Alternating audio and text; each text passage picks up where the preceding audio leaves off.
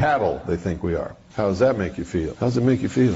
How many of you have a Freemason in your family? 30 on up know exactly what's happening, and they're part of it. They'll tell you that they don't. They'll tell you that I'm a liar, okay? They can't tell you the truth because what? They've taken 30 different oaths that they will never disclose the secrets of the order. Blood oaths on penalty of death. And you say, hey, what about these oaths on penalty of death? Oh, those don't mean nothing. They're just, ceremony. How many of you believe that grown men put on robes and walk around in secret rituals in temples without windows and take blood oaths and don't mean it? How many of you believe that?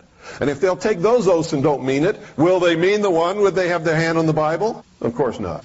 They're lying to you. They are liars. Chronic liars. Ceremonies and oaths give them permission to lie if it protects the secrets of the order and tells them it's okay. Now, how clear does it have to be before somebody wakes up? How many days do we have left? See, I told you yesterday, I'm not nice to people anymore. There's no time to be nice. No time to stroke you and make you feel good. I got to wake you up quick, and I got to get you ready to fight for your freedom, or you're going to make me a slave because you won't fight with me, or you'll make me dead because I'm the only one fighting. I don't like those odds, but whether you're with me or not, I'm going to fight. They're talking to us clearly. We don't hear what they're saying because we don't understand the language.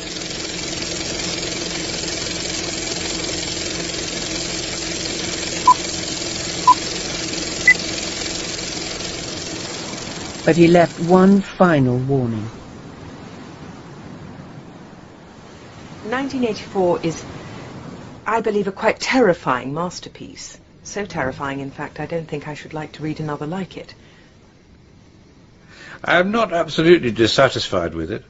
I think it is a good idea, but the execution would have been better if I had not been under the influence of TB when I wrote it.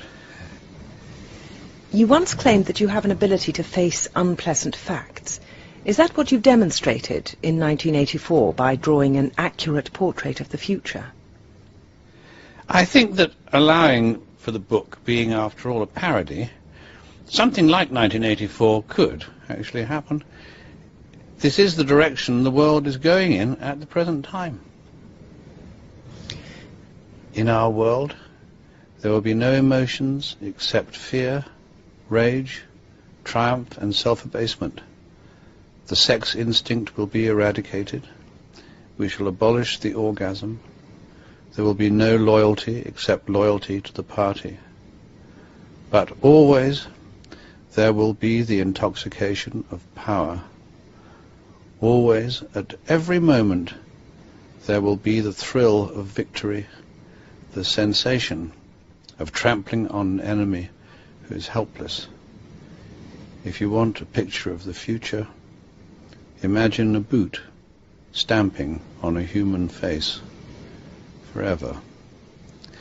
The moral to be drawn from this dangerous nightmare situation is a simple one. Don't let it happen. It depends on you.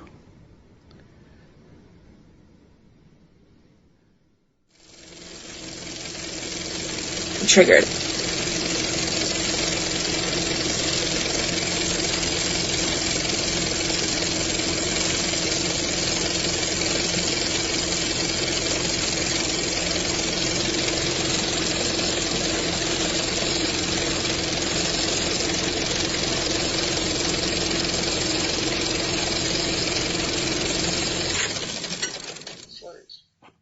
So the Orwellian view of the vision of the future wasn't too far off based on the scenario. George Orwell was just like me. He was a low-level member of British intelligence who was appointed to a position high enough where he saw the same documents that I saw. And he tried to warn the world just like I'm trying to warn the world, when he wasn't willing to take the risk that I'm willing to take.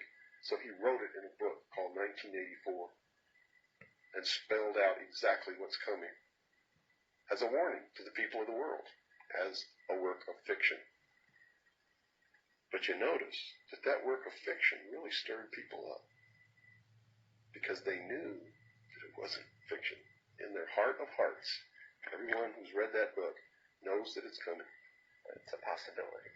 Most people won't recognize it overtly or publicly, because then, if they recognize it, They have to be responsible to do something about it, and that's what every one of you have been resisting all your life, is being responsible to do something about it, to get involved. That's why you walk away from a girl being raped on the street by a gang of thugs rather than go and try to help her. And I'm not talking to all of you.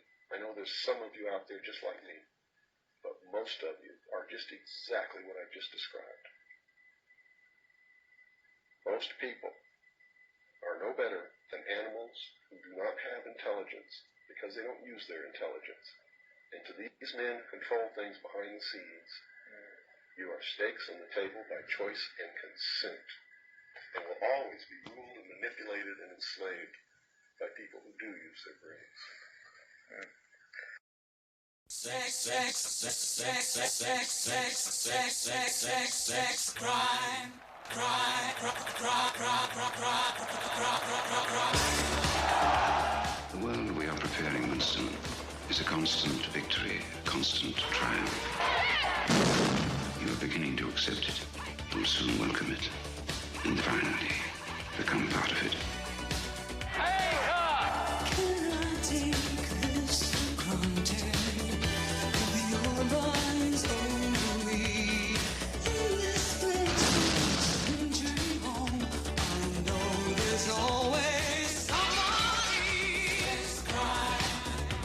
In 1949, George Orwell had a vision of the future.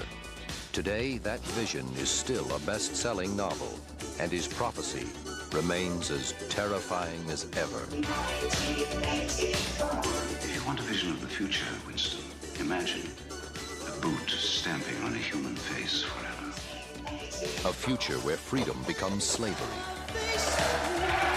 where privacy is forbidden, the past forgotten, and where living people simply vanish. Yet one man and one woman dare to love. Can you get Sunday afternoon off? Yes. Take this. Everyone knows. The thing that is in room 101 is the worst thing in the world. They can't get inside you. They can't get to your heart. John Hurt, Suzanna Hamilton, Cyril Cusack, and Richard Burton in the crowning role of his career. What are your true feelings towards Big Brother? I hate him. You must love him. It's not enough to obey him. You must love him. The film of the book of the year. George Orwell's 1984.